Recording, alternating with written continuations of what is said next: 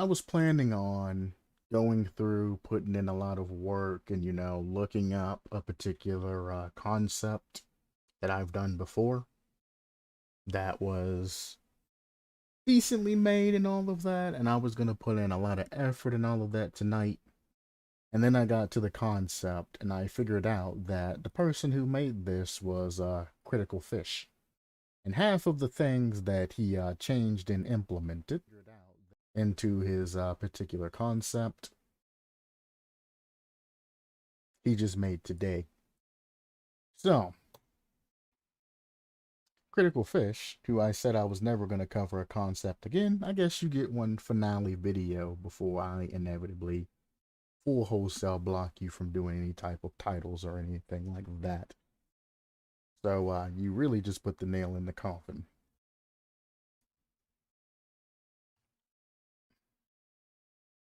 Critical Failure is what I'm going to name this title.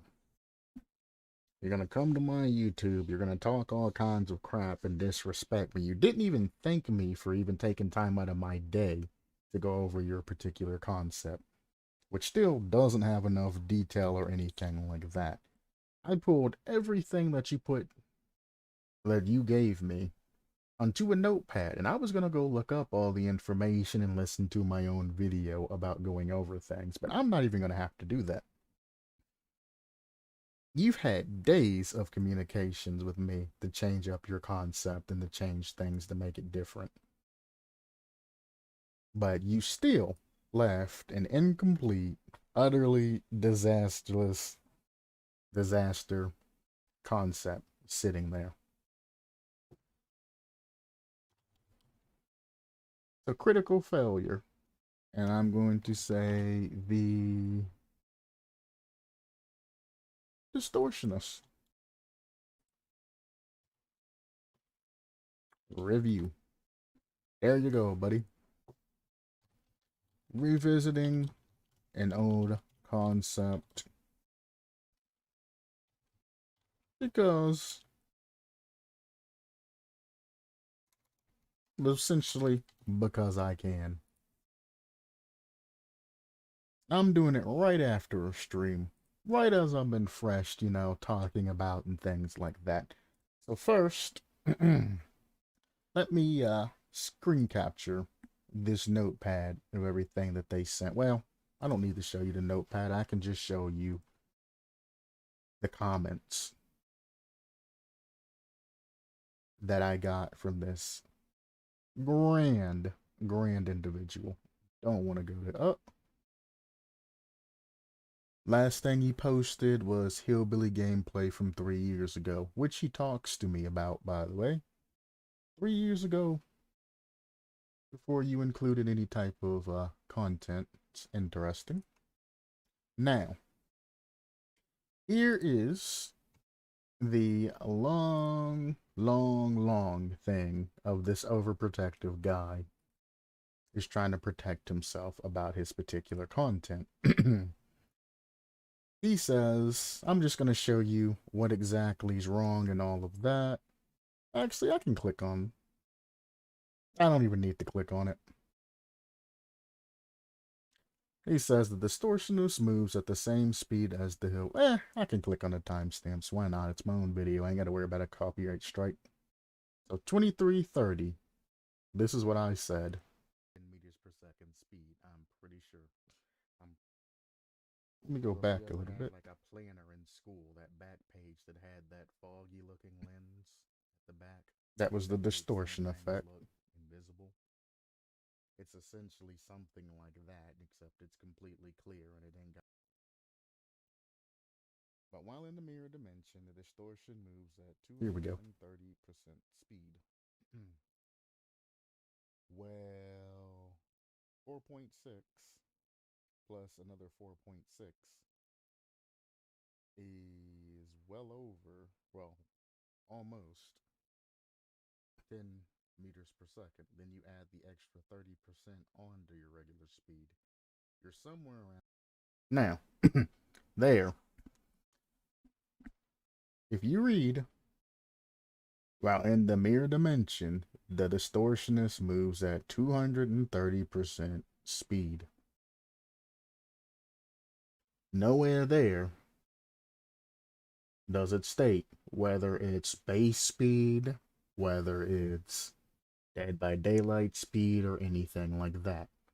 If you just throw out there, the distortionist moves at 230% speed, how am I supposed to know what you're going on?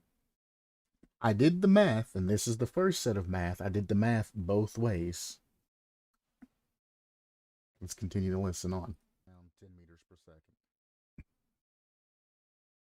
The game cannot handle 10 meters per second speed, I'm pretty sure. I'm pretty sure you would be going so fast that you could glitch through maps and things like that, and which has been proven, by the way. Notice how I preface this with pretty sure. I'm not 100% sure. I'm going off of other YouTube videos and things where people have glitched through maps and have had issues when it came to movement speed. 10 meters per second is generally glitched out Dead by Daylight. It slows down servers, it lags people out, and if you're going in an upwards direction, it'll actually kick you from game. That's what I'm going based off of. Live videos that are on YouTube that you can look up, extreme movement speed, to see what happens.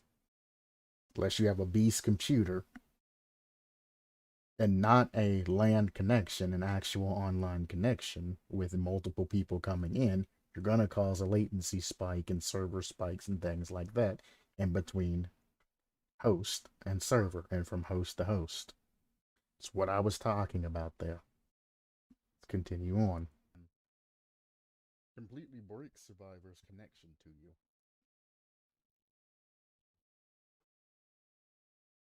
So 230% speed might be a little much. Let's see. 230% of 4.6 is equal to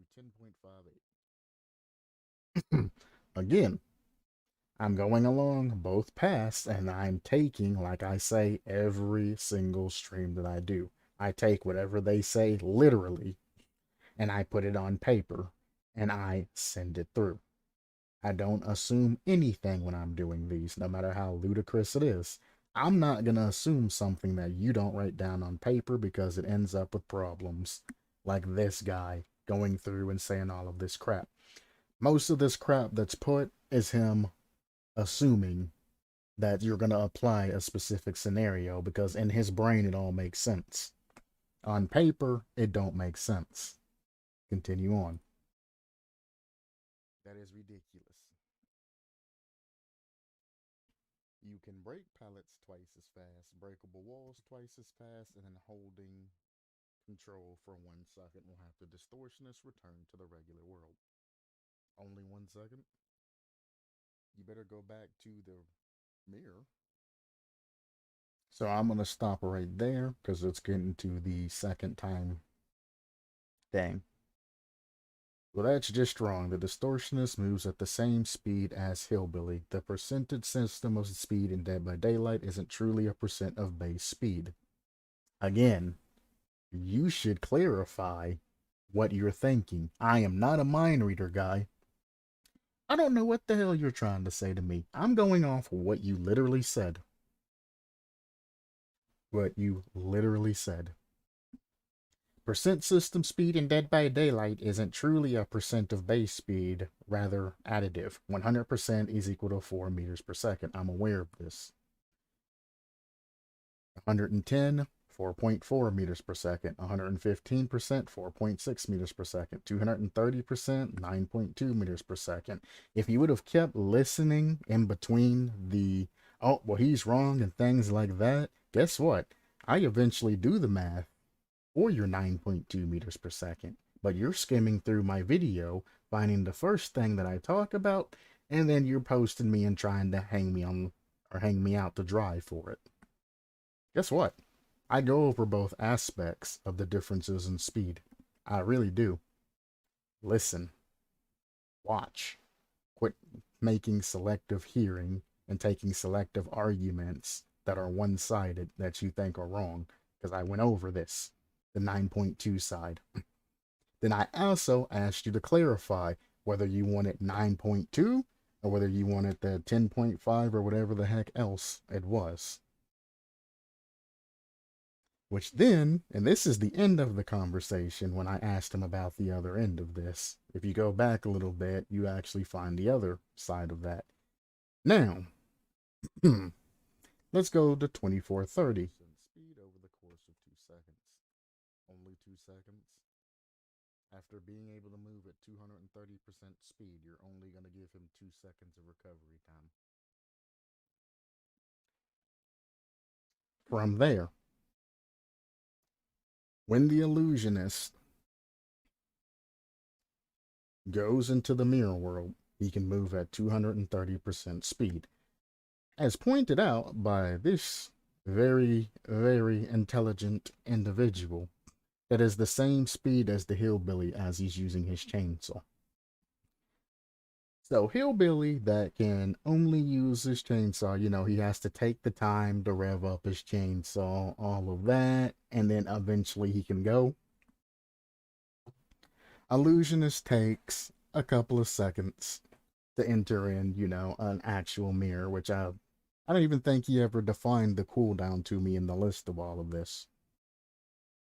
Once he's inside of his mirror world, he can move as fast as the hillbilly does.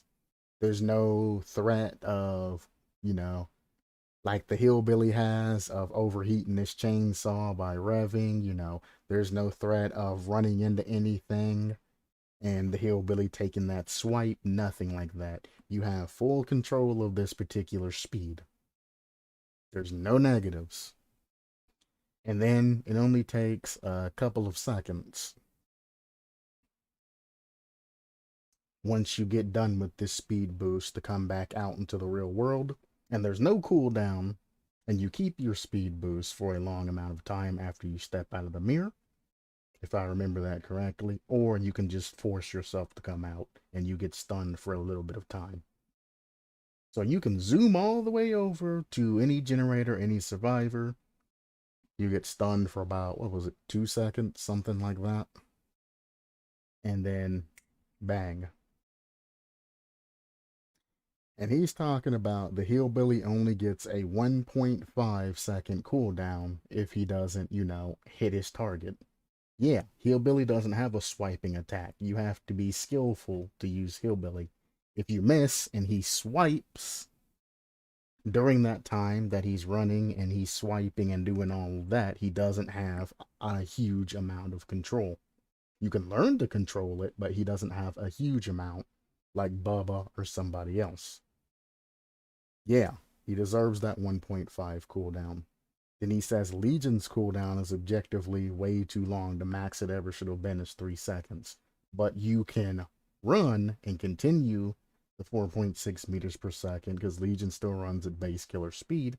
It's just he has, more parkour and more abilities, things like that. Legion has the ability to chain. You hit one survivor, and then your killer instinct goes all the way across map if you're using, bright items, etc., etc. But at the power, the strongest, goes all the way across map. If you hit the same survivor twice with that increased movement speed, you get, the 4-second cooldown at the upper end of that. It makes sense. You have all of this increased parkour, and you're able to catch survivors very quickly. If you hit a survivor, you put them in the injured deep wounds effect, and you hit them again, and they go down, there should be a cooldown for an ability like that. Or if you hit a survivor, and then you chain over to another survivor, there should be a cooldown. If there isn't a cooldown, what's the point of giving them the deep wound status effect if it's just a regular cooldown? You could just bounce off of them, get the regular hit animation, and then continue to chase them. The deep wound status effect that's been incorporated into Legion's playstyle is why they have such a huge distance or cooldown, is to give survivors a chance to escape. A small window of opportunity to escape, where the bleed out effect actually comes into play. And you're telling me that Legion's cooldown is way too long. The max it should have ever been is 3 seconds. Somebody could decisive strike you, and you can still catch up to and then down them extremely quickly. What do you mean? They have a deep wound timer. That is your failsafe Legion wise. You are an agile, full movement killer. What do you mean the cooldown should be decreased on Legion? Again, what's the point of the deep wound status effect then? What's the point of hitting a survivor and then chaining out to hit another survivor and applying the deep wound status effect to both of them? It's to essentially slow them down, keep them off generators, make them panic.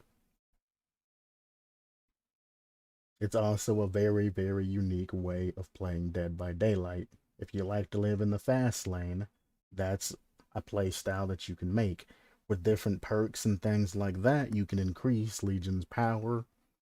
Good add-ons, things like that, you can make him even stronger.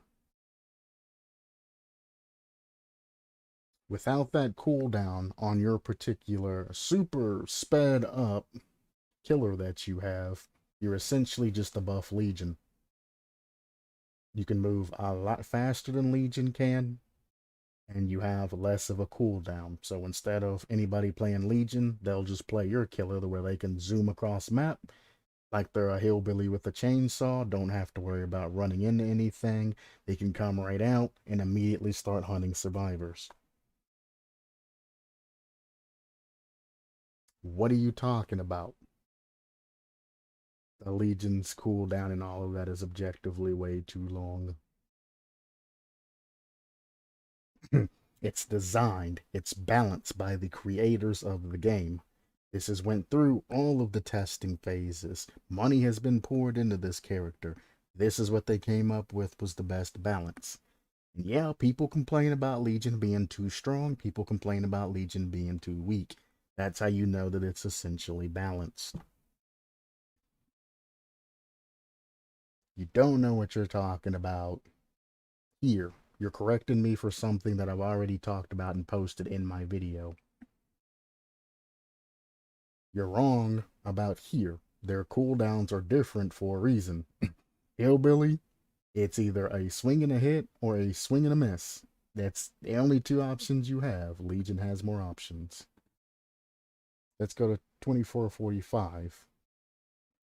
I would suggest looking at Legion and their scaling after using their Feral Frenzy, which is like 4 seconds, and they're only still moving at base speed. They're just able to flow and essentially parkour. And taking that into consideration when you're applying a cooldown and speed being built up to your killer.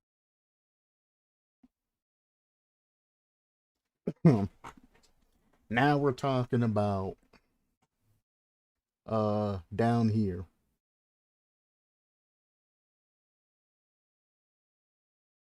Blah blah blah. Holding control for 1 second will have the Distortionist return to the regular world, despite his position in relation to a mirror. However, he moves at 80% speed before slowly speeding up to 115% speed over the course of 2 seconds. Walking back to the mirror does not give you a penalty, and it slowly goes from 230% to 115% over the course of 10 seconds. And I told him, when it comes to cooldown wise on speed killers and things like that, as you heard, you need to pull from a source that already exists, like Legion. His reply to that is incorrect. The reason I believe it's balanced, you believe that it's balanced. You're the also creator. You're going to have a biased balance by nature. The reason you believe that it's balanced is well, really? You ain't even starting off strong. The reason I believe it's balanced is because, well, you already lost this conversation. Well, once out of the mirror world, you have no way to actually catch survivors outside of the secondary power. What are you talking about? As soon as you come out of your mirror world, which gives you all of that speed, whether or not you use a mirror or you take the whole 2 seconds, like I would never come out of a mirror unless it's like end game and I'm needing to get to an exit gate or something like that. If I'm needing to get somewhere and keep speed, I'll come out of a mirror to just keep that speed boost because I know they're going to finish the generator and I need to catch them as they're exiting if I'm running no ad or something like that. I would use the mirror. If it's not a dire situation like that, I would just take the 2 seconds that it takes to get out of the mirror world regularly. As stated here,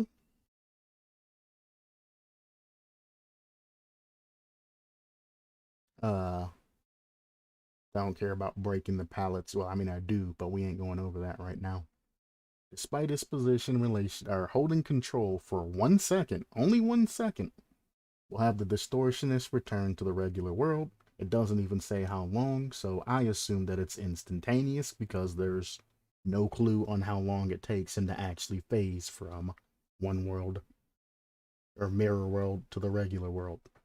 There's no information here. I'm not a mind reader. I take everything as it's literally stated per your review. I cannot read your mind.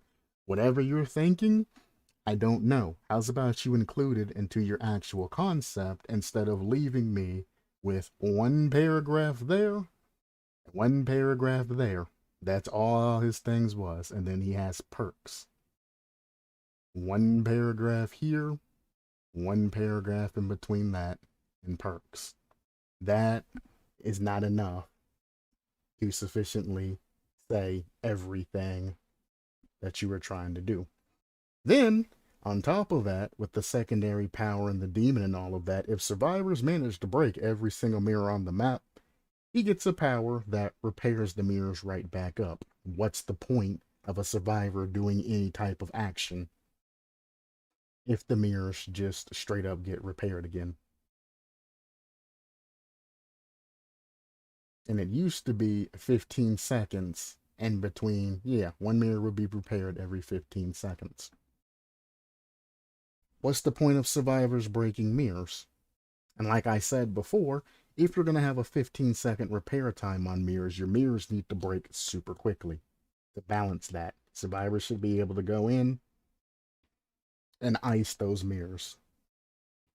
I said about as fast as you kick the twin is about as fast as the mirror should break because they pop back in every 15 seconds once they're all gone. A smart survivor team would break all the mirrors that are specifically around the majority of the generators, and they'll leave the other mirrors on the other side of the map completely fine. But see, instead of it being able to be exploited, he made it the where if survivors break all but one mirror, he can just walk up and break the mirror himself and then go into this demon mode. So any mirrors that survivors breaks generally feeds him power and makes him stronger. So you're damned if you break the mirror, you're damned if you don't. Again, Critical Fish, who posts 18,000 different concepts a day and doesn't finish a goddamn one of them. This is what I'm talking about when I'm talking about somebody that needs to slow down and finish one concept before they post another one. Everything that I said thus far has been accurate, and I stay with what I say. This killer is entirely 100% just map presence. If that's how you feel about your killer and you think they're 100% just map presence and they have no way of dealing any type of damage, one, you're full of crap. Two, change your concept. Don't argue with me and push that you don't think your killer has that. You're the creator of it. How's about you give them some sort of thing to do?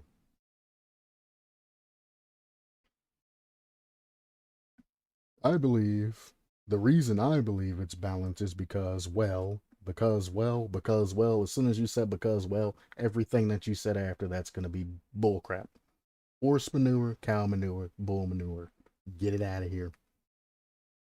Once out of the mirror world, you have no way to actually catch survivors outside of the secondary power. You're moving at standard 4.6 meters per second. How do you think a trapper or anything else gets around? How do you think Ghostface gets around when he's not in stealth? How do you think a majority of killer gets around when their abilities aren't up or aren't primed? They go boots on ground. Unless it's a nurse or something like that, it's a different story.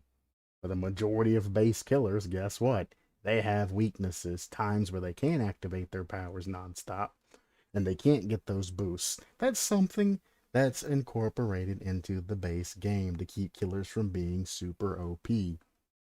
Not even a Bubba can run around nonstop with his chainsaw out. He has a lot of charges and a tantrum and a whole bunch of other things that can trigger.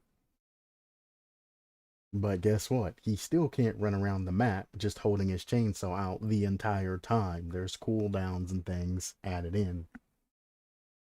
You're wanting to go and throw Hillbilly in my face and say, well, my character should not have cooldowns that long like Legion. I should have cooldowns real short like Hillbilly. Well, guess what, son? Your character's not Hillbilly. You're getting all the speed buffs and all of that, but you're taking away the skill set that makes the Hillbilly have the slower cooldowns and things like that.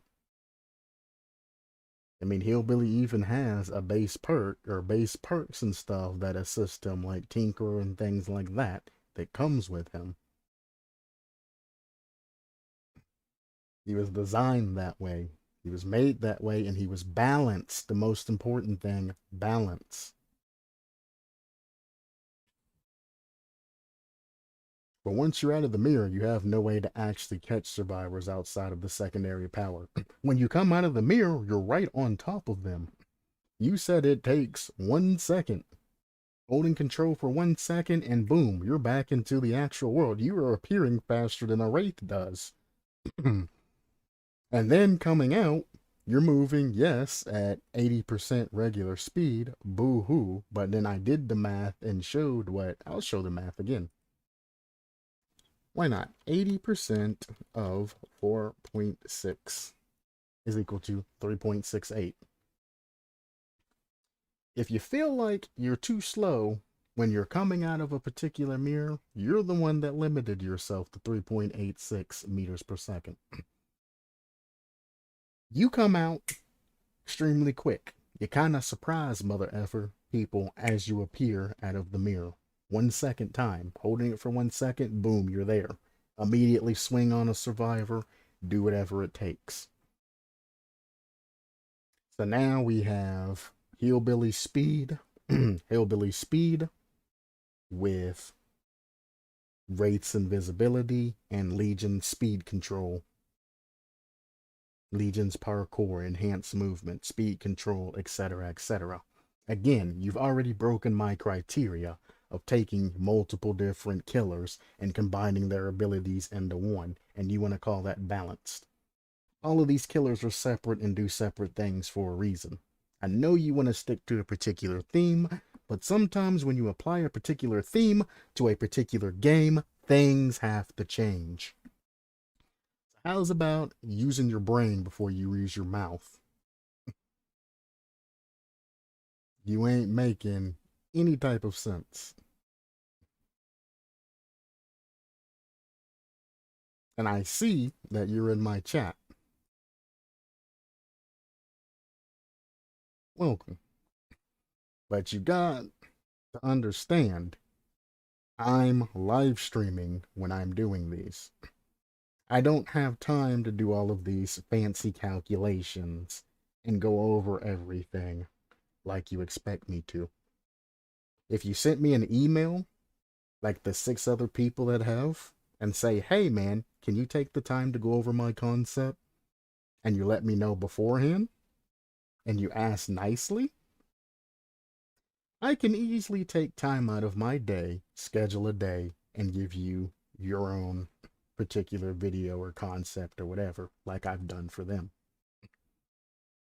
But you came out of the wild like a Pokemon, and you just start blasting at me, and I'm like, bro, I was live streaming, and it wasn't even the main thing that I was doing. I was trying to get back to my game and all of that. I needed to put out some sort of content wise, so I jumped on the forum. I did it all surface level, and then I sent it.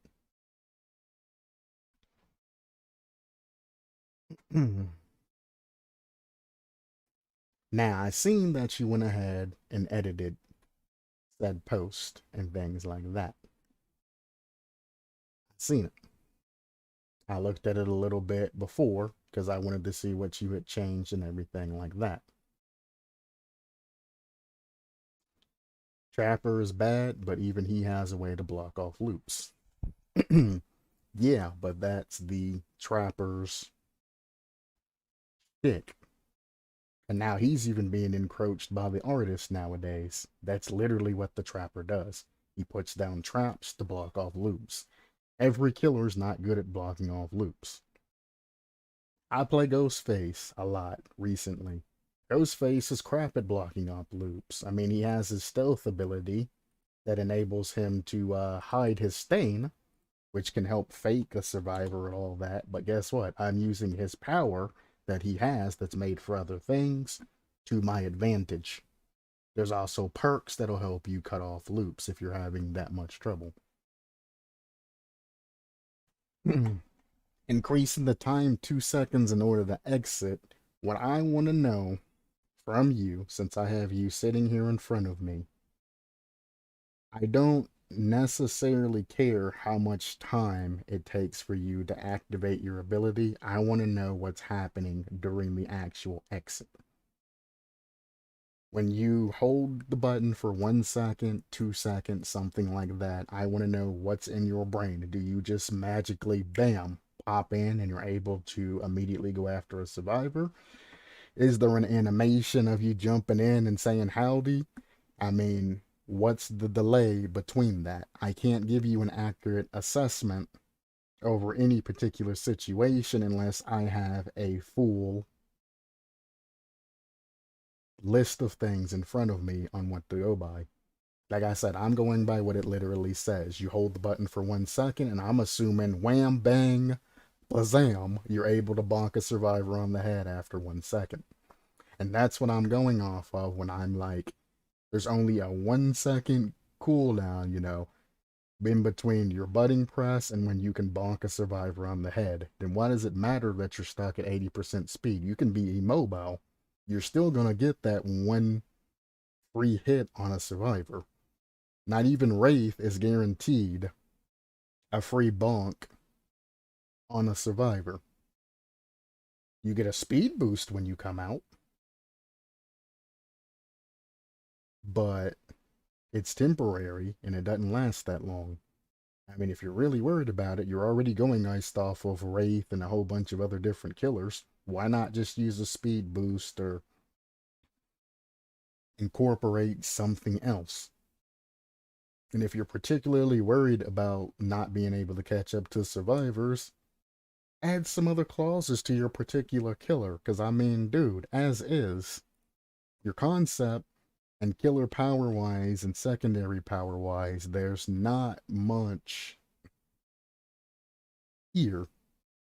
I'm going off this little bit that you wrote me. I have no idea what's in that brain. True, I elaborated in my edit of the post, though I should change it so the 80% speed change starts when you hold control, not after exiting. I mean, that would be cool too. I'll go back over all of this eventually. Right now, we're back on this. So all Mirror World grants is blah blah blah blah blah blah blah blah blah. He has no stealth mechanics, but he does when he's in Mirror World. He's technically stealth, so he actually does. He has no slowdown. Are you talking about Hillbilly here? The reason I believe it's balanced is because, well, out of the Mirror World, you have no way to catch survivors outside of secondary power. No, you are talking about this killer. Without his secondary ability, he lacks all semblance of chase potential. He has no stealth mechanics. The Mirror World is a stealth mechanic. He has no slowdown. All Mirror World grants is speed, and that's all you need is speed. Like I'm talking about, you can literally just ninja survivors out of nowhere, holding the button and then pop. And therefore, I believe it should at least grant a good deal of it. I'm not arguing that the speed is the issue. Well, if it was 10 meters per second or above, I mean, yeah, I'm definitely going to argue 10 meters per second because it's known to actually break the game. I have to. It's my job. You do have the point with the survivors being unable to know when you're returning to the real world. Obviously, there should be something, which is fine. We come to an agreement there. I should have specified that it does not change your appearance as you do, so giving them a warning is fine, okay? Remember, you cannot see survivors in the mirror world. I'm aware that you can't see survivors in the mirror world, but I mean, if you think about spirit and things like that and how they are able to locate survivors based off different things, methodologies, things moving, the grass shifting and shimmering and things like that, etc., etc. You probably are going to be able to locate them when you're in the mirror world, or at least have a semblance of where they are. A notion of where they are. Another thought is using mirrors that way. I could edit it to say that it has to be a different mirror in order to retain the speed boost, or at the very least give you time you have in the being the mirror world for. Hmm.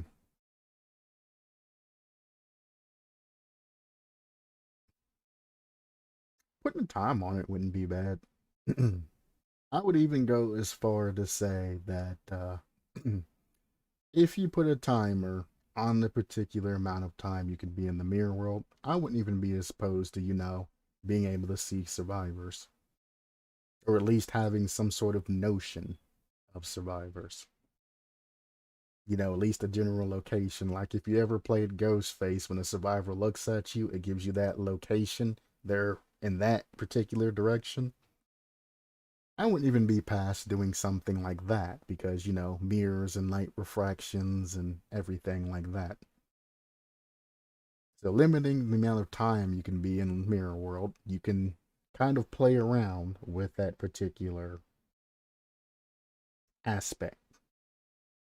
And like I said, the concept's not set in stone. There are a lot of things you can do with this particular build.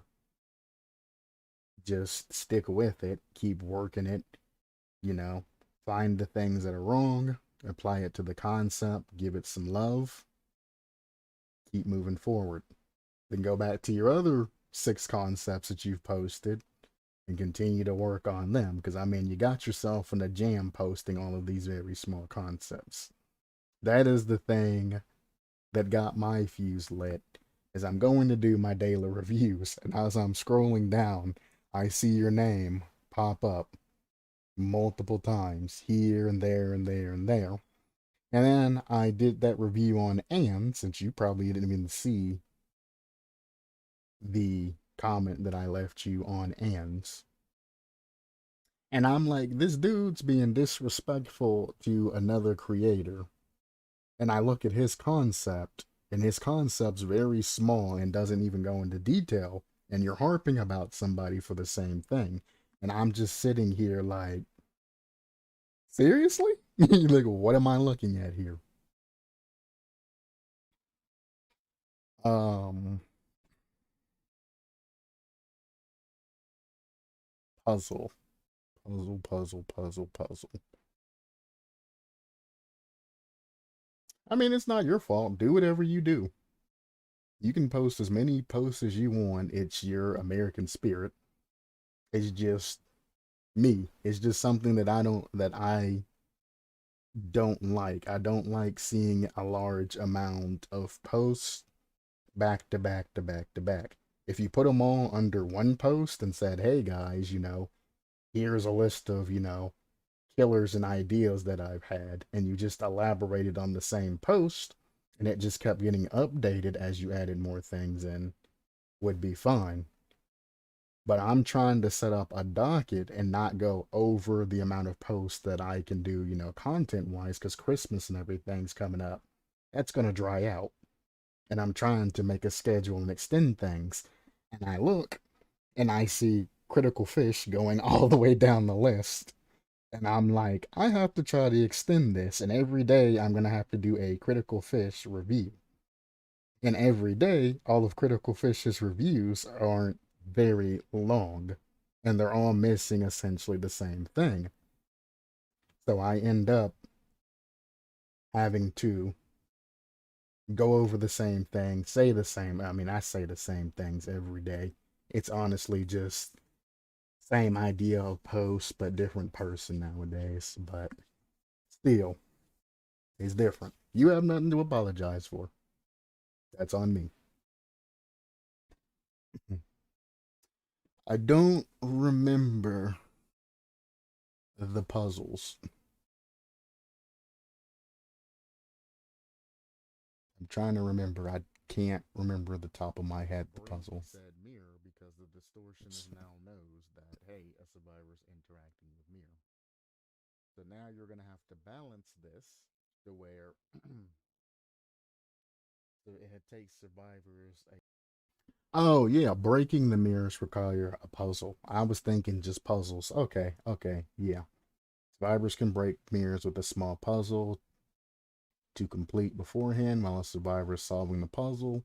They're shown in killer instinct to the distortionist, even while in the mirror dimension.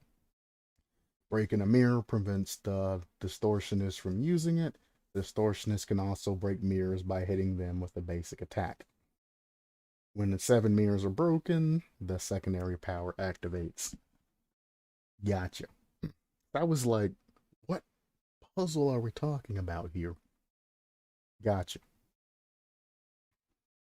The puzzle would take a max of 5 seconds to solve. Keep in mind that any puzzles or any excess things that you want to add into the particular game requires a significant amount of programming and time. And they're also working on Dead by Daylight's working on another killer. The whole concept, the Ringu or the Ring, and they're also working on a second game that they've been working on 2 years. So anything that's going to require a significant amount of coding or programming, it's probably going to be a no go for now. That's the thing that I probably should have prefaced first before even talking about this. Because, like I said, you can't read my mind, and I can't read your mind. They have a lot of things they're working on right now. So, even though it's just a simple 5 second puzzle, they also have to keep it up to Dead by Deadlight standard. So it's gonna have to be, decked out with high quality and all kinds of other crap that really isn't necessary to be implemented. um, Also, an animation would be a lot quicker to make, and it would be more fair to the player base. A simple jigsaw puzzle for the 9 pieces, and I ain't joking when I tell you this. I have a friend that would probably spend a good 10 minutes trying to put this 4 to 9 piece jigsaw puzzle together. And he would leave one piece sitting on top of the other pieces and wouldn't be able to put them together. It would take him a long time to do a jigsaw puzzle. So holding a button down and just giving skill checks is a lot easier for the not too bright people that play this game. Just because you can do it quickly don't mean everybody else can do it quickly, especially if you got like an older man or something like that, or a younger kid or somebody with ADHD, which I'm surprised somebody with an extreme amount of ADHD can even stay focused long enough to do a generator, honestly. You never know. I mean, you could have made like a Simon Says, you could have done anything. Well, Simon Says are complicated too. Never mind. That's a bad scratch that as well. I know you don't want to do a bar because that's what the survivors have to deal with, but I mean, you gotta really dig deep and take the time to think about something that isn't going to give the significance of the population something hard or problematics or anything to do, you know? the bar has worked for them thus far, and you had to think about the small jigsaw puzzle. Is it all gonna be a particular color? Because colorblind people is gonna throw in there. There are gonna be pictures and stuff on them. You got to think about all of the small details of putting everything together. I agree with you wholeheartedly. Another bar is completely boring, and I would like to see it broken by different mini games and things like that, especially generators. I mean, like an Among Us wire game with matching symbols, like how they do it in Among Us with the matching symbols, and then you have colors. So colorblind people can also do it as well. I would love to do something like that as opposed to just holding, a button down on a generator. But I'm also the guy that always gets chased by the killer majority of the times, whether I'm hiding in a locker at the beginning of the game or not. They just instantly know where I'm at. So I don't do very many generators. I spend most of my time on hooks, sitting there like, please don't trade. Please don't trade. Whop, they get hit, and I'm like, yep, I'm going back down. Type situations. Survivors would take priority over mirrors when attacking. So only one would be able to be hit at a time. I do remember I asked you whether or not I wanted to know if to prevent the accidental hitbox merging, what the priority would be if you would rather hit the survivor or the mirror. Got you there. Though this is a valid point, I wasn't considering doing the creation of the concept, but tend to brush over the game itself in favor of making the concept I want to make. And that's completely fine. Incorporate it into your design and just let people know that, hey, you know, well, let people know in a respectful way that, hey, I'm making a concept just for, craps and gaggles. And I just wanted to, make this particular concept. It may be OP in some places, but keep in mind that, this is just my design. If it was going to be incorporated in the game, I'd understand that things would have to change, etc., or just say it in a way that doesn't make you look like a dick. Because I've read a couple of concepts, and the first thing they say is, well, I don't care about Dead by Daylight. This is my creation. This is the way I want it. This is how it is. And then I come in and I'm like, there's no point in giving them the broken and the mangled status effect for 30 seconds because mangled gives them a 50% decrease in healing speed, and broken makes it to where they can't heal. And they look at me like, you son of a gun. I told you I didn't want any suggestions and all of this. This is it. This is how it's going to be. You're stupid. You don't know what you're talking about. And I'm just like, bro, I understand you're trying to keep an OP concept, but I mean, you have an obvious mistake. Just thought I'd point that out to you. You can easily just say, thank you for looking at my project and then going on with your life. You ain't got to shoot back at me, guy. I've had people like that. Trust me, it's gotten worse. Not exactly what I meant by that. It's more so that I brush over the limitations that by Daylight has in terms of its dev team and all. Ah, I see. You and me both, friend. You and me both. Because I actually made a concept. Well, I started a concept. I didn't particularly finish it because, well, the community didn't show any interest in it. I made it back in October, I think. It was the Game Master, where you essentially place traps and activate traps and, use cameras and things like that. You're essentially changing the way Dead by Daylight is played by giving survivors, kind of more fear and more things like that because you never know when something's going to happen. And other people started throwing in on it somewhat at the start. There was a couple of funny memes, there were a couple of different ideas. There was a thing of having the killer just immobile and adding like a robot or something else that goes out occasionally when the power's filled and you've done enough to go hook survivors and things like that, or making traps in the hooks. something like that. I started a concept like that. I shot it out to a different people, and they were kind of like, "Nah, bro." So I was like, "Screw it. I'll let it die in the community. Maybe somebody will see it and pick it up someday." You know. I ain't good at making creations, and I accept that. But like I said, I'm a reviewer by trade. I've been doing it for a significant amount of years. But I mean, I'm kind of a jack of all trades, but technically a master of one. So I was a master certified diesel technician at one point in my life. A jack of all trades, but a master of one. 4.5 in my reviews, or 4.5 out of 5 stars in my reviews that I've been doing for years. So, I mean, I do have a track behind me and a little bit of experience.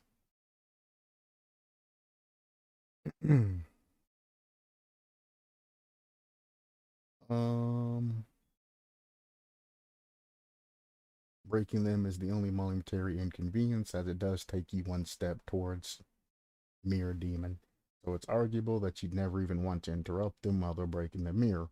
I wouldn't mind removing Killer Instinct or making it into an add on. So we're at agreement there. Like I said, it's just a suggestion.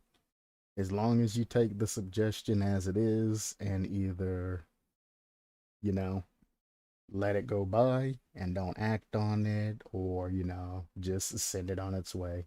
Only thing I ask is that you don't shove it back in my face. Um, 3340, the idea was a balancing game. The survivors are encouraged to only break mirrors that they absolutely must, without giving the distortionist the chance to quickly break the rest in order to achieve mirror demon. Fair enough. Looking back at this, while in mirror demon, the distortionist most certainly shouldn't be undetectable. I mean, he is kind of Super Saiyan. Though I suppose my thought process of the timing is making it akin to the abuser the character of the distortionist is, amping up the fear survivors feel while they're angry. Either fortunately or unfortunately, the concept you decided to judge me on was the most character driven concept I've ever made. Interesting.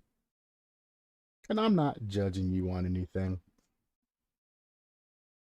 When it comes down to that, again, at the end of the day, I'm just some random dude saying my opinions and suggestions. I might have the respect of other creators on the forum, but at the end of the day, if I am wrong, I am wrong. I don't mind being told wrong. I'm told I'm wrong on a daily basis. But generally, when people tell me I'm wrong, they're like, "Hey, Q, you're wrong. 2 plus 2 is 4. It's not 6. Not drop dead. You can't do math. 2 plus 2 is 4." And then it becomes, why? Where's this anger come from? The reason it only takes 15 seconds for each mirror to come back is the limit how long Mirror Demon lasts. Originally, it took 25 seconds each, but that would result in Mirror Demon lasting significantly longer than I thought it should. If you brought that to light, we could have actually debated about that. Because, I mean, just because your particular Mirror Demon ends doesn't necessarily mean that the mirrors coming back has to stop. You could just have that as a passive. As soon as you get into your mirror demon, your mirrors start appearing back over time, regardless if it ends or not. Or you can completely separate it and have them do completely separate things and completely separate activations. You don't have to make everything end when the power ends. It's an easy way to get around that one. If you're thinking about, times being extended way past. Mirrors are not as strong as hex totems. Hex totems, in my opinion, people love to buff hex totems because they think, that's the end all be all, the super tough, at the end of the day, the baddest of the bad. I don't necessarily think hex totems are that particularly strong. I think they just give you more customization to do what you need to do. True, I can make Mirror Demon last 60 seconds, and once it starts, one mirror comes back every 30 seconds or so. Exactly. And the mirrors can keep coming back, even though the particular Mirror Demon ends.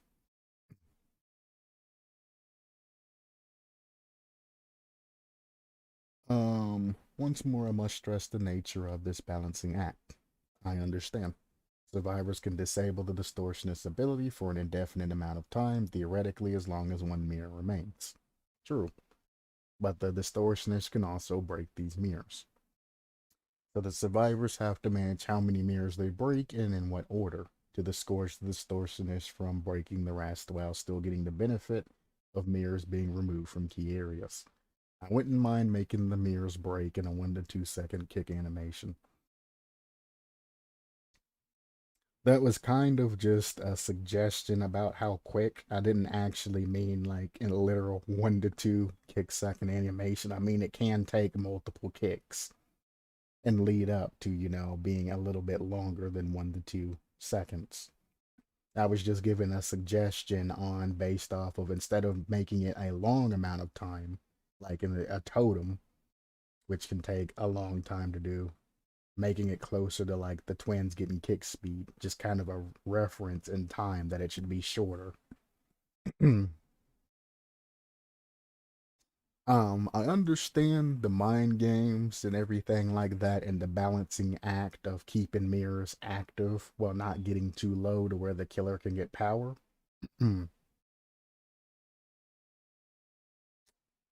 However, I guess the main thing I want to bring up in the particular situation, which I don't think I did during the review, is time. Every other objective that you give survivors to do that isn't necessarily based on time.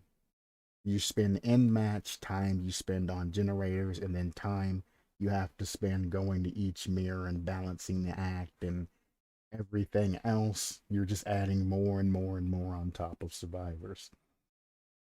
Most killers, you do generators and then you avoid their power. Or if you happen to get a pig, which, she makes you go to boxes and things like that, most people brush them off. Until the trap's activated, you're not in any danger. As soon as you get trap on, you go to 2 boxes, you continue to work on generators, and when it starts getting somewhat low, around about 50% or so, you finish whatever gen you on, you go hit up another box. Generally, the pig's boxes can be exploited, and it's going to be one of the 2 boxes that are farthest from where you've been trapped. I'm not going to go into percentages because every time I go into the percentages of everything, everybody thinks I'm full of crap. But just know that it's an extremely, extremely, extremely rare that the box that has the key in it's going to be close to you. Extremely rare.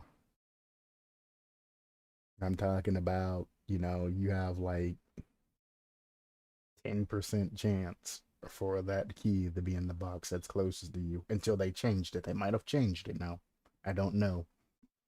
I haven't played Pig since the artist or anything else came out. But there's a higher chance that it'll spawn in one of the boxes that are farthest than you across the map every time. It's by design, so everybody's saying Pig's weak. Just like, for example, you rarely get an opportunity where all 4 survivors spawn away from each other. Dead by Daylight makes it to where at least 2 survivors generally spawn together, so those 2 survivors will be more opted to work on a singular generator. So 1 survivor gets chased, 2 survivors on one generator, 1 survivor's on the other generator. By the time the chase ends originally, 2 gens get popped as opposed to 3 gens. They do small optimizations like that most people don't realize to extend the game out and not make it, completely unfair for the killer. Because it'd suck if by the time you down 1 survivor, 3 generators are popped and you only got 2 left. But gen rush strats do work.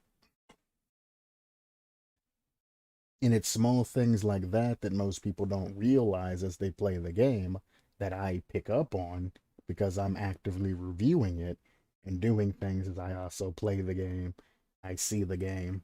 And even when I watch the game, I notice how things are different when I'm watching somebody else. I got off on a tangent. But now I understand how you want the survivors to have to balance the mirrors and things like that. I still believe all survivors should always spawn together, but yeah, I never thought of any safeguards they already had implemented.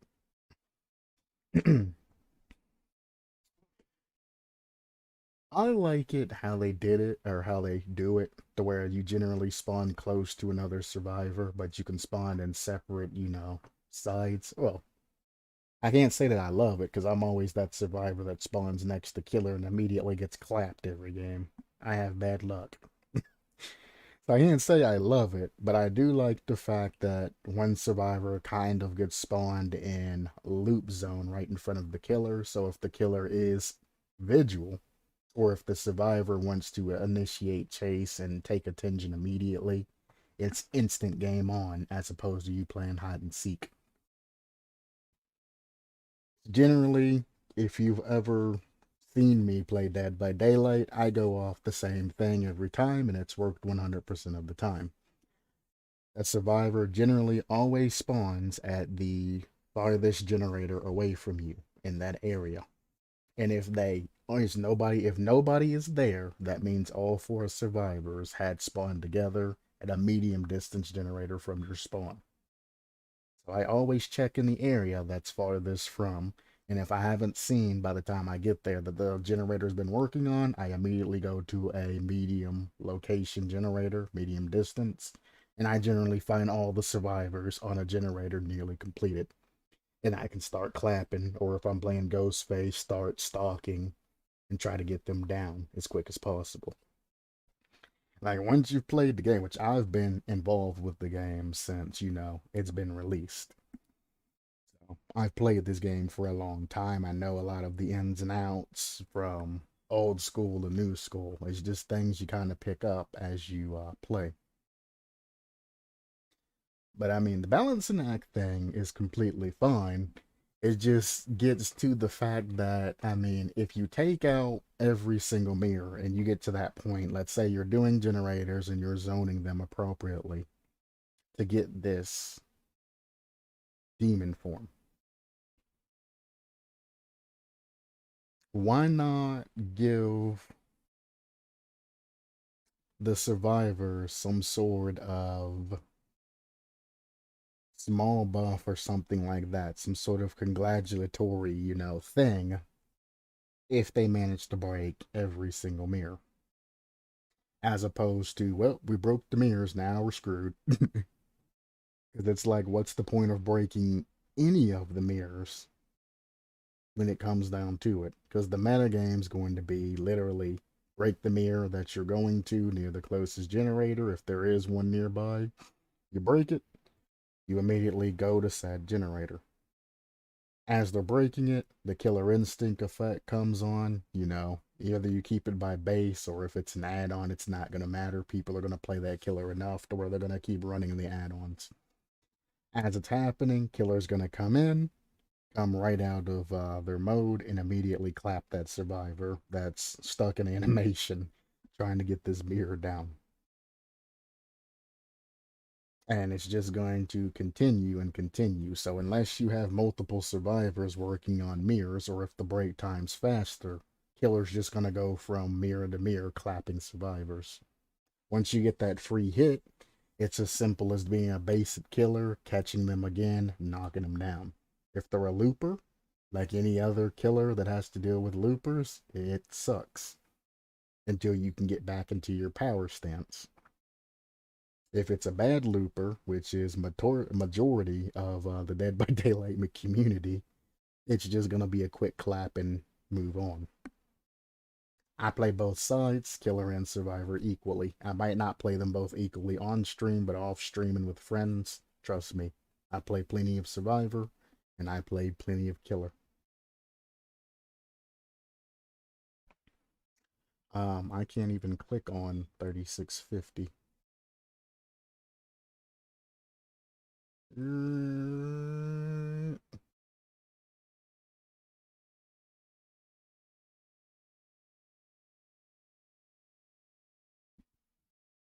Powerful. Let's see. I don't even need to go over the hexes and perks and all that right now. The concept is what the issue is. You have to give your killer some sort of weakness.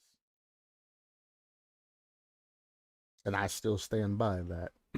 Your killer should have some sort of weakness. Um, Ouch, just brushing over half the concept, eh? I mean, I eventually get down to the perks and things like that. I just wanted to get to the root of the problem.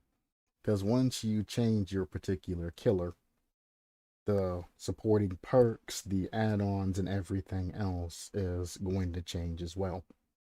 That's why I always harp about power and things like that first. Because if you come through, you write this complete and total, agreed, I did neglect to implement one fully.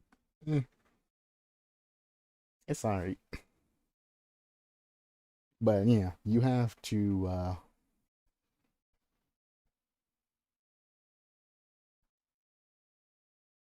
hang on. Yeah. He's just as bad as a killer with no power when in chase. So are half the other killers. I know that feeling. That I play Ghostface. I know the feeling of having full tear radius. Because I don't use this perk that decreases tear radius. There's no point in it. I know that, especially when you have a gank squad and you're stuck and can't even use Ghostface's power because there's always one looking at you. I know that feeling. Where I'm like, man, I should have picked Trapper, or man, I should have picked Doctor, or anything else where I can actively use this killer's power. This is why I use Ghostface power to cut off loops and things like that in small bursts, just in case gang squads do happen. I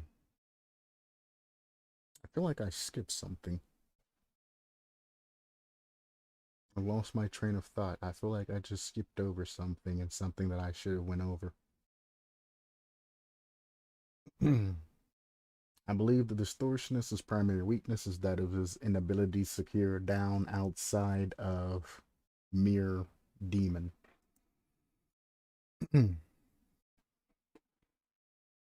already went over that, but just like every other killer that has a power reset, unless they have an insta down.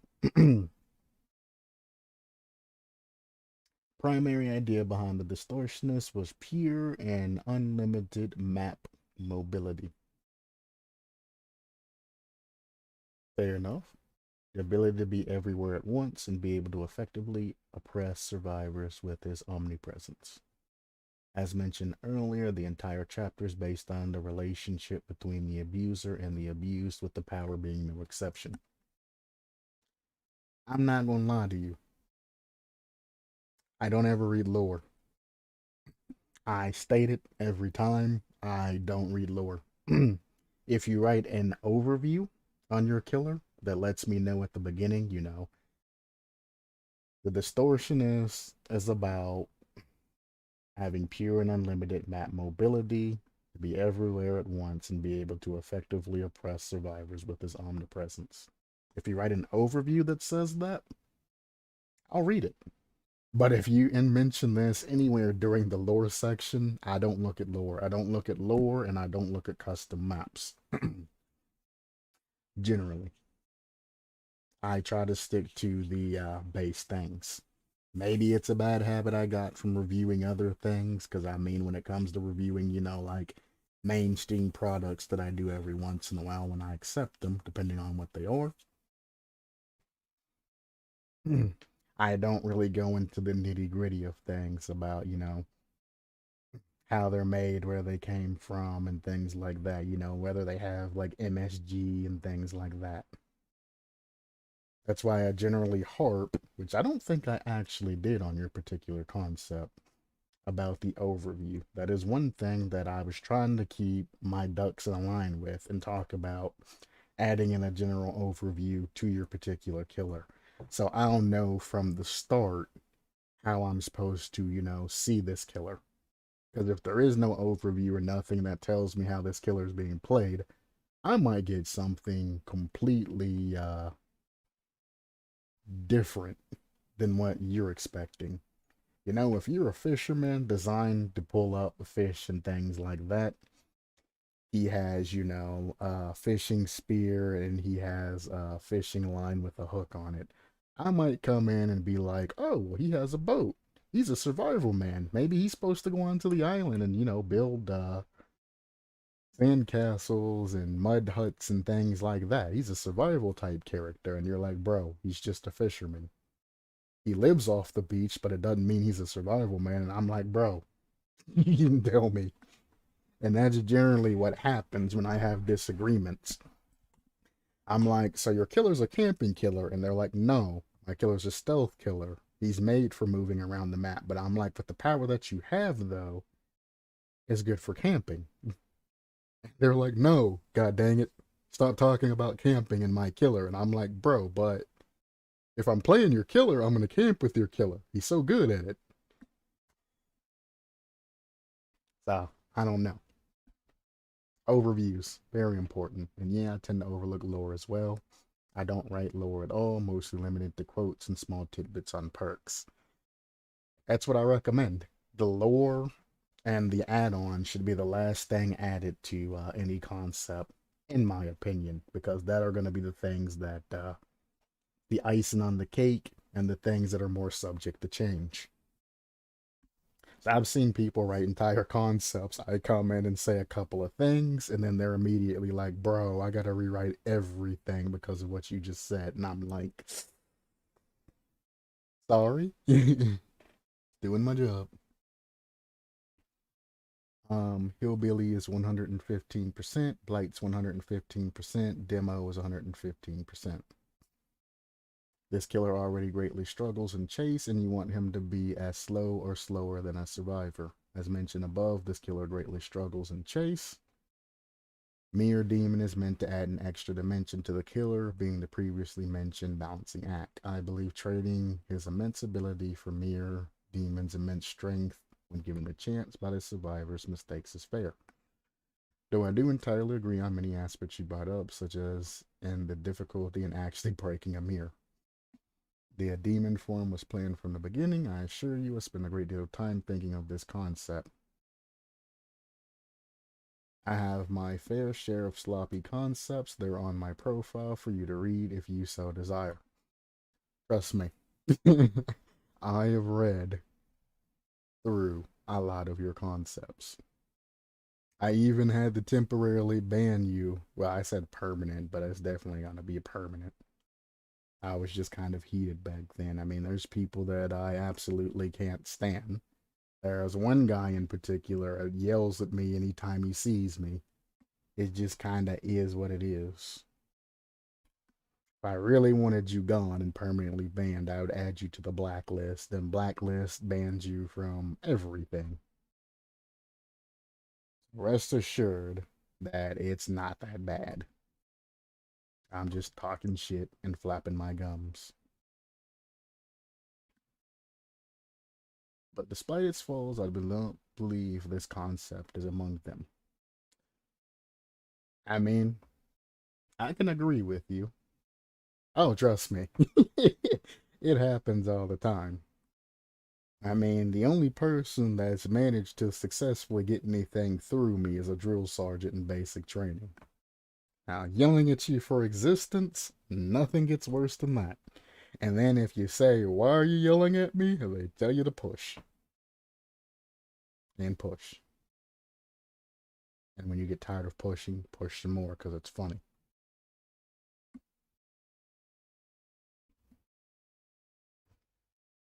His special attack is based off Oni's. I wouldn't mind increasing the time from 1 to 1.5 per hour. Would also not mind removing the aspect of the faster lunge. In hindsight, it does just seem unnecessary. I wouldn't mind remaking reworking the changes to the lunge, though I do believe the killer needs something to be strong in chase. Albeit the strength should be conditional in order to leave a hole in this killer's effectiveness at times. Okay. Also want to refrain from making the killer akin to Pyramid Head, Demo, and the Artist. Thank you.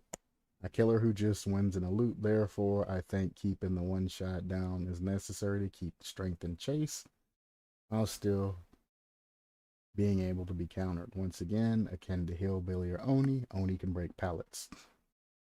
Now, Oni can break pallets, Legion can break pallets, Demo can break pallets, Hillbilly, Baba, they can break pallets. A lot of killers can break pallets. So, yeah. Ah, it's kind of part of the course if you want your killer to break pallets. It's not something super well. Some people incorporate breaking pallets to being super OP. I did a concept on a guy, and he's like, as soon as the pallet gets dropped on me, it breaks automatically. I get exposed, or you get exposed, and I'm only stunned half the time. And I'm like, bro, you can't do that. You're literally just gonna throw your face at every pallet that's getting slammed and then immediately knock the survivor down. You can't do that. And he was just like, watch me.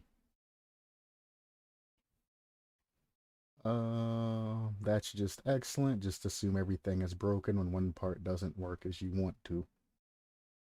Question mark? And it's not going to load. There we go. So get rid of the one hit down.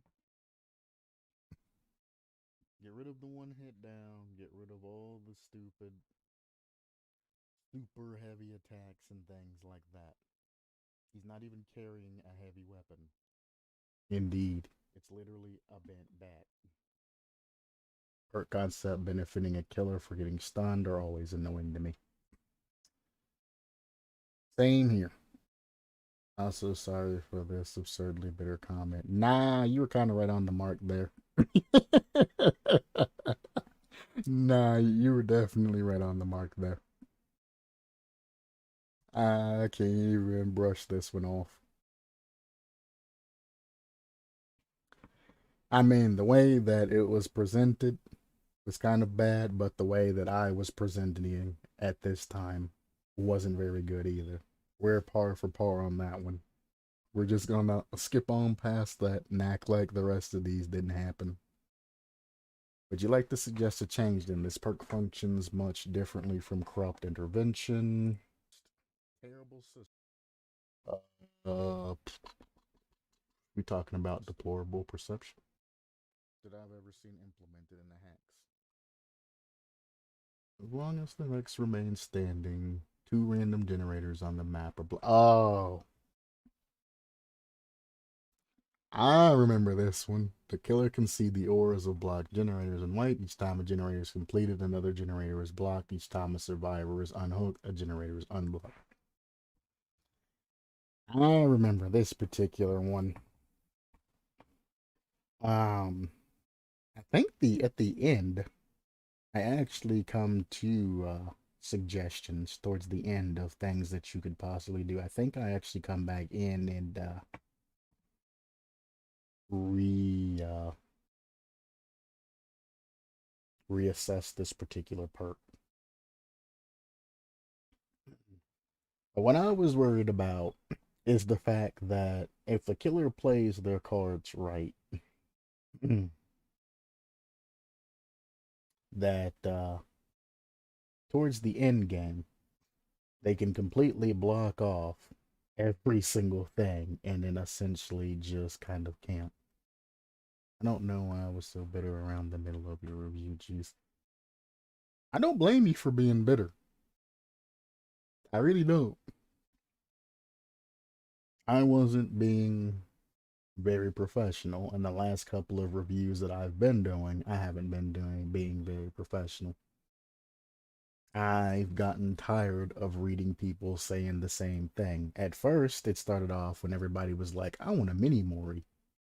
If this happens, I want you to have the ability to kill a survivor. And I'm like, stop using mini Moris. And they kept sending it through, kept sending it through, kept sending it through. So I started getting salty and I started fighting back and saying, stop. If your mini Moris in your brain, don't do it. And as things keep going and keep going and keep going, I come to realize that I am one of the rare people that actually take the time to look at other people's concepts and compare them to each other. And I needed to take a step back to say, hey, just because I'm reviewing every concept and they're all saying the same thing back to back, they're probably not looking at everybody else's concepts, comparing, trying to take ideas, ask, for suggestions and actively communicating, which is why they probably respect me more because I'm reaching out and I'm like, hey, you know, let's talk about this a little bit. That's why I think most people on the forum respect me because I actually take the time to go in and talk to them about it as opposed to everybody else. I like how every single bad comment you said so far has applied in full to the Jeff. Oh God, Jeff the Killer concept. I like Jeff the Killer. I really do. Man, I raised the creepy pasta and everything else. I've played the game, things like that. It's just that like there's some content or some things that are just updated over time. People take the same idea and then they change it a little bit and then they send it. Like vampires. Do you know how many creations are based around vampires? I'm gonna lose my goddamn mind. I actually got to the point to where I skipped about 15 to 20 of them and just was like, nope, I'm taking a break. I'm not doing anymore. There's so many posts about vampires from in the past to the future because I tried to go into the past and pull up concepts and try to kind of make them more relevant to give people cons or ideas for concepts in the future to keep their ideas kind of alive and carry that ember forward. Every other post was vampires. I do agree that it is odd that they don't have any type of vampire, but once they have a particular vampire added in, they cut off so many different paths of other vampires and things that they can use. So I don't blame them for shying away and waiting for, a contract or somebody else, coming in and paying them money or them getting a contract and, getting something big.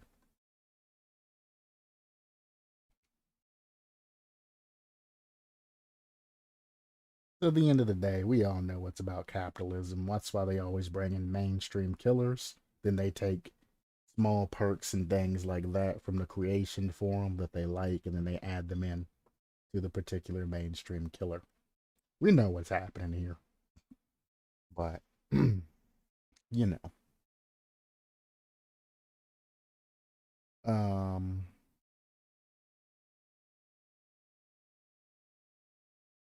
with its strength waxing and waning throughout a trial, turning on and off rather than just turning off after a few minutes. All survivors are unhooked significantly more often than generators are completed. For a person that has to deal with survivors immediately running for unhooks as soon as you are hooked, and trolls that pick you up and off the hook really quickly when they tap the button, and you have to deal with that animation over and over and over and over and things like that. The amount of trolls I have to deal with on a daily basis. All the way up to iridescent, to where survivors are tryhards, and if you make a mistake, they let you know that you made a mistake and that they don't like you. Whether they sandbag you or they send you a dirty message after the trial ends, and how you could be so stupid. versus the chill killers and chill survivors that really don't care what you're doing because they don't know what they're doing either. But I think the main problem I had with that particular perk is this one, right? Yeah. Each time a generator is completed, another generator is blocked. But each time they were unhooked, the generator is unblocked. What I really wanted a definite answer there is how particular, like a max. Because you mean if, let's say, it says as long as this hex remains standing, two random generators on the map are blocked. I'm like, okay, that's fine until you get into like a 3-gen situation with the last final gen. Then you have 2 gens are blocked, only one that can be worked on. I mean, I guess technically it would be an in-game corrupt intervention, but it lasts for as long as the hex is up. That's one of the problems that I came into. But what really confused me is that each time a generator is completed, another generator is blocked. So I tried to spin that off both ways, but what I was really harping about is the fact that if the max amount of generators isn't 2 that can be blocked, and it's just per generator being completed, another one gets blocked. And then, on the opposite side of that, if it is stopped at 2 generators being blocked, it can be exploited on either end. Now, I know not all survivors are going to go out of their way to exploit things, but if you're going up against a gank squad or anything like that, or any type of smart survivors that know you have the perk, it's going to be exploited, and it's going to be exploited the heck out of it. If it's only 2 maximum generators, I can understand. It's fine, like I said, till the end. There's going to be 1 generator that's unblocked, 2 generators that's blocked. At that time, I think the perk should have some sort of deactivation. So, when the last generator, 1 generator's left, the perk deactivates the last 3 gens. It's fair game, you know? Sounds good, feels good. And on the opposite side, if it's every time a generator is completed, another generator is blocked, eventually you're going to get to the point to where survivors are literally just going to speed through. Killer's not going to do a thing except for sit in front of the particular hex perk. And then survivors are just going to block every single generator on the map. And the killer's just going to sit in front of the hex perk looking at them, shaking their head like, yep, you're going to come here and you're going to take this down. And you're going to let me hook you, or I'm just going to sit here and hold the game hostage. So I was like, on both aspects of the same side, it becomes extremely powerful whether survivors can't do generators at all or once 1 generator's left. And that's what I was kind of trying to come to at the end of that. And I don't think I did a good job of that because I was kind of upset by that point. I ain't gonna lie. I was probably upset. But that's kind of the point that I was trying to come to in the suggesting a change is that it's exploitable. 4550 taken care of. Every generator is going to be blocked. 4550, same perk. Same perk, same things. I could alter the clause to while this hex is standing. 765 generators were unblocked by this perk. This would prevent it from stacking with corrupt intervention, though it would be quite odd. I'll be honest, it's stacking with corrupt intervention like it does pose quite an issue. I could add something to prevent it from stacking, so it just wouldn't block any generators as long as another perk is doing so. Well, I mean, if that honestly was the problem. You would just make the perk activate as soon as the generator gets completed. So the first generator gets completed, leaving four left. Two then start to get blocked off, and then it all starts from fair game from there. Corrupt will definitely be done by the time a survivor goes down. So if it was just that particular problem, that would be the easy workaround for that. Or, there's other ways you can go. I'm just giving a suggestion. I don't mind it being stacked with corrupt intervention because corrupt intervention only lasts 60 seconds. It is what it is. I mean, it sucks having five generators blocked at the start, but it's also counterproductive to the perk itself. If 5 out of 7 generators are blocked and survivors see this, they're obviously going to spend that extra time opening up chests, looking for totems to break, things like that. So if you're running more than that one hex perk or anything like that, they're going to obviously spend time not being on gens doing other things. So that could actually be very detrimental on the opposite side of that as giving them a lot of free time. When I have free time, I use that time. So when somebody runs corrupt intervention, I'm like, all right, well, I'm gonna go look for ruin or devour hope or something like that. Or if I accidentally pop haunted grounds, nobody's working on generators. We can all just chill in lockers or do whatever till it all goes through. I like to use my time.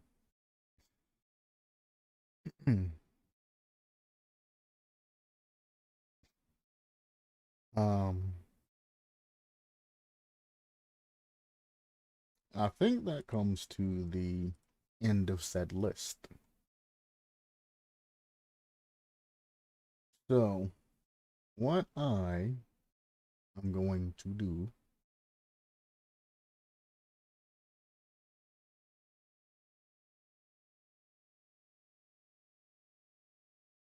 first, I'm going to edit the title. I was just doing it to be a dick, just in case anybody did show up. Revisiting the Distortionist. I just had a flashback to the Illusionist.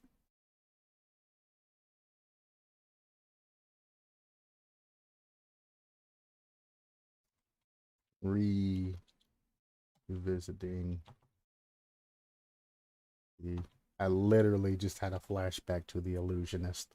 Holy shiz. I should have left a reply to that comment with other stuff, but I'm not sure. Don't be too worried about it. Also, haven't been adding any of them to the creation reviews playlist here recently. Shoot. I should probably do that. Oh, I have like 15 videos I need to add to the playlist. I probably won't do it. I'm lazy. What can I say? Um I'm not going to be doing any more videos over this particular concept until you've gone through, recleaned everything back up and have had time to adjust everything. Then I might give it a third workaround. Also, you obviously know the different tools and stuff everything has because you obviously use them. But one thing that I've said recently is if you make a small change, let's say I say 2 plus 2 equals 6, and I have to go back in and say 2 plus 2 equals 4. If it's a small change that you're making, so let's say you're decreasing time from a particular perk from 3 seconds to 2 seconds, you can easily just highlight it and click on that button right there. And that does the scratch effect like that, and then you just put like 4 seconds. Implement it like that, or to even simplify this, you can literally just highlight the particular thing and scratch that out. It doesn't show up very well like that though.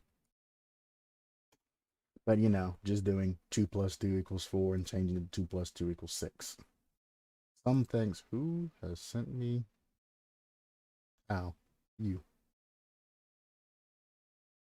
But I don't look at comments and things during streams. Probably that other concept with poor Ian. I mean, you, boy.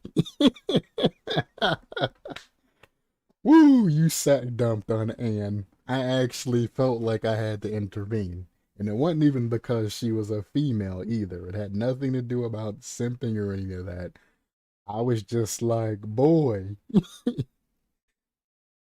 the concepts that I've read, the last couple, haven't been, fully put together and fully completed. And here you are harping over her about the same things. And I was just like, son, slow down a second. You're harping over her about the same things you're doing. And I was just like, brother, man, like, come on now.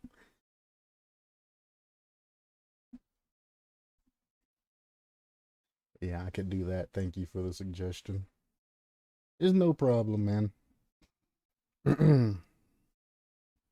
I'll probably still go through and look at other concepts and things like that. I mean, you can keep posting them willy nilly, things like that. I'm just not going to review every single one as they come, posted. I might take the time to do them all in one video and just go one after the other one, do do do do do do do do, or something like that, if I remember or even have the time to. But I can't include you in every single live stream that I do because, well, favoritism and all of that.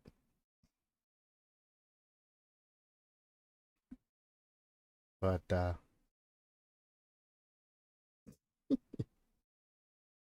critical failures of the DVD forum. As a whole, brother, I would spend 5 hours going over the critical fails of the forum as a whole. There's so many things that people. It's like they look at each other's concept, but they take the dumbest suggestions that they find in the concept and then they incorporate it into their own concept. And I'm like, it didn't work for them. How's it going to work for you? Like, I don't know. It's just a different in perspectives, bias and things like that. I've always been the observer type, even when it comes to friends that are trying not to get in trouble and they're like, hey, lie for me and things like that. I've always been the observant type to remember details that happen at specific times, for the most part. I mean, every human has errors in memory, but I try to remember things as they are and not to add my particular spin on things, for the most part. I still do it. I'm human. Everybody's human. It happens. But I try to keep everything that I say literally what the concept says, and then I try to expand it to every particular side. I try to expand it for survivors. I try to expand it for killers, and then I try to expand it for behavior themselves, contractual wise, the players, everything. I try to keep looping it and try to apply my cause to everybody as a whole. Extremely hard to do. It is a good way to try and think of things, but it'll lose you precious friends that think you have their back. When it comes down to it, they're going to be like, well, I'm not going to call this guy, and, I can't trust him. He's just going to go ahead and snitch if anybody asks him what's coming up. And it's like, no, I'm not going to snitch on you and I'm not going to get you in trouble. But you got to realize I'm a neutral being. If you walk out and you shoot somebody in front of me and the cop says, hey, who shot this guy? You best believe I'm not going to jail. I'm not going to jail with the other six of your homies in your crew. I'm not getting, accessory to a crime. I'm gonna be like, it's that guy right there. He's the one that pulled the trigger. I didn't even know a gun was there. Better yet, officer, I wasn't even there. I don't know what y'all talking about. I was sitting at home playing video games. I wasn't there. I don't know why you're at my doorstep, officer.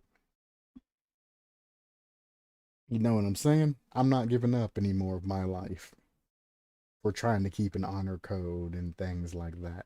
It's not happening anymore. You go down that road one time, you learn that, hey, having the respect of somebody you're probably not going to be friends with 6 months down the road doesn't really matter. If I've known you all my life and you're in trouble, maybe I'll bend the rules a little bit. But somebody I've only known a couple of months, I'm not going to stick my head out for you. Nah, bro.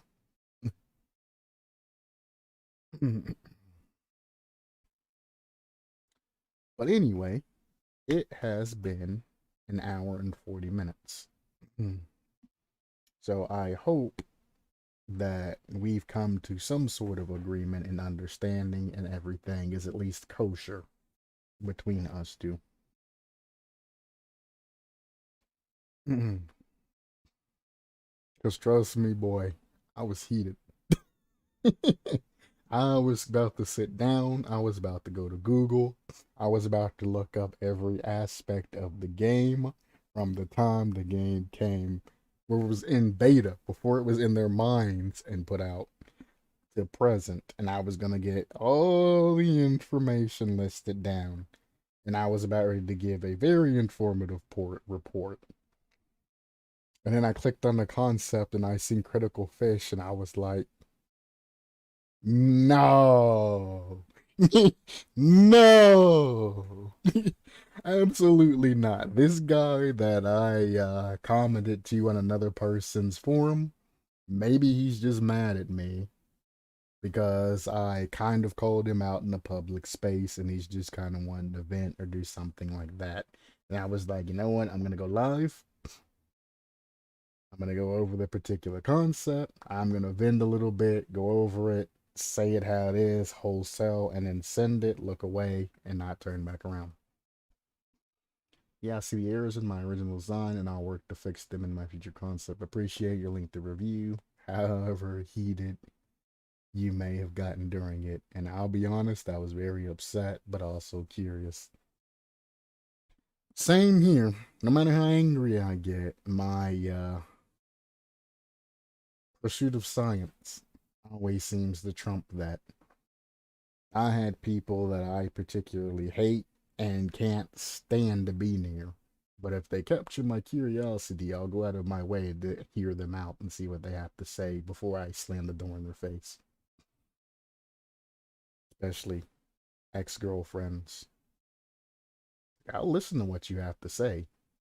I'll listen to every single word. I'll even take the time to process it through my mind. And then once it processes and I figured out, yep, you're still full of crap. Get off my lawn. I'll slam the door in your face and go about what I'm doing. But I'll think about it before I do it. I won't just act on emotion. But that's if people are standing in front of me. Online, when it comes down to the end of the game, we're two people that don't even know each other. We can keep a mutual respect online, or we can create a rivalry, or we can just hate each other. It doesn't matter. Guess what? If some one of us makes another name and then we go and talk to the other person, we're probably going to be friendly with each other, and the other person wouldn't even be the wiser. Don't you just love the internet and all the masquerade that happens? And I've done that before. I've had people say that they hate me because of this and that, or they don't like, how I am, and they have that initial prejudice or something like that. And I've come in as a different person, become their friend and all that for a little bit before I finally dipped out just to see what they were like. I've done it before when I was younger. I ain't gonna lie. I've done it. I was just curious how they actually were behind closed doors. I've been that friend that they've actively talked shit about me to me. I've been in there. I've been there. Very interesting. But I'm also heavily into psychology too. If somebody typically doesn't like me, I want to know why they don't like me. I want to know all of these. What made me very repulsive by you? And what can I do to either enhance that or get rid of that? Exactly. Very entertaining. All right, it is a 11 p.m. my time. I generally try to go to bed no later than 10, so I am an hour over schedule. I went from streaming everything from earlier all the way to now. So I actually have to do, I forgot to do my work for the day. So, yeah, tomorrow when I wake up, woohoo, I get to do work to catch up in the morning. I get to do Dead by Daylight reviews. Then I get to work after that. Then I get to do the Splinter Cell walk through tomorrow. Nah, you're not keeping me up late. Not keeping me up late at all. I was the one that decided to get up late, and I'm glad I did stay up late because you're still online and everything's been ironed out. But as always, you, Alanonum, or anybody else that stops by, stay cool, stay tempered, supplement your lifestyle, and I'll see you guys next time. See you, man.